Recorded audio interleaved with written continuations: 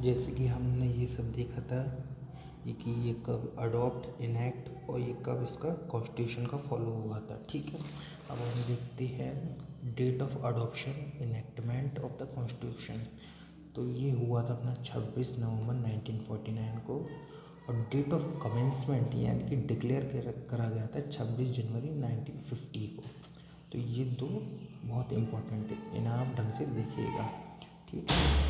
अब हम आते हैं अपना पहला सोवरेन, जो कि हम लोग ने पहले डिस्कस करा गया था कि इसमें 5 पार्ट मेन होते हैं। कौन कौन से होते हैं? सोवरेन होता है, सोशलिस्ट होता है, सेकुलर होता है, डेमोक्रेटिक होता है और रिपब्लिक होता है, ठीक है। तो सोवरेन का मतलब होता है अपना प्रधान, स्वतंत्र, शासक और अधिराज, ठीक है।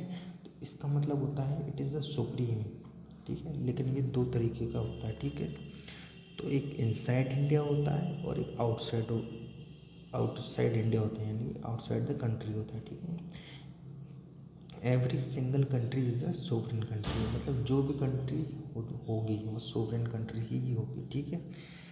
हेयर नो वन डिक्टेट्स अस, यानी कि यहाँ हमें कोई रूल नहीं कर सकता।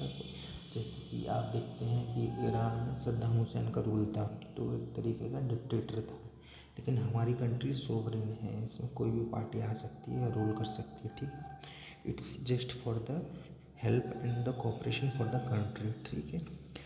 तो सबसे पहले हम ये भी जानते हैं कि India was a dominion country. Dominion का मतलब होता है जो कि दूसरे कंट्री के शासक या जो भी देश हैं वो हमारी कंट्री को रूल कर जाते हैं, तो उसको कहते हैं डोमिनियन। तो हम लोगों पर रूल करा गया था ब्रिटिश के द्वारा, ठीक है। इंडिया इंटरनली एक तरीके का डोमिनियन था, ठीक है।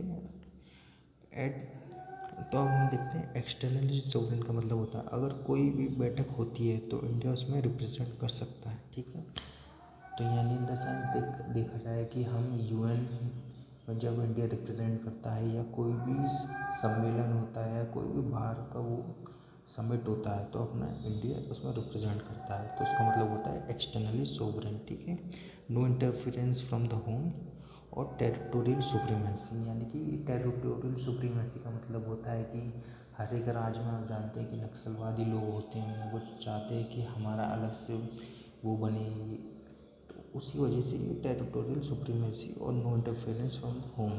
तो ये इंटरनल मैटर में आ जाता है, जैसे कश्मीर का मुद्दा हो गया, ये बहुत सारे मुद्दे हैं जो कि हम बाद में डिस्कस करेंगे। तो आप समझ ही गए होंगे कि सोवरेन का मतलब क्या होता है। तो अब एक बार हम और ढंग से रिवाइज कर लेते हैं। तो सोवरेन का मतलब होता है सुप्रीम होता है, इनसाइड इंडिया आउटसाइड इंडिया होता है। तो ये बेसिक पॉइंट है जो कि याद करने के लिए हमें इसको पढ़ना नहीं है, बस सिर्फ 3-4 पेज में हमें इसको याद करना है।